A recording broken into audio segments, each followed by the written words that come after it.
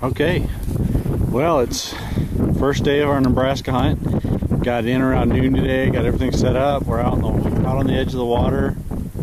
Drove out here, got the blind put up, got a duck sitting down on the point, and it's 2:30 in the afternoon. We're all ready to start hunting, except I sent the bud. This truck stuck up to the axles.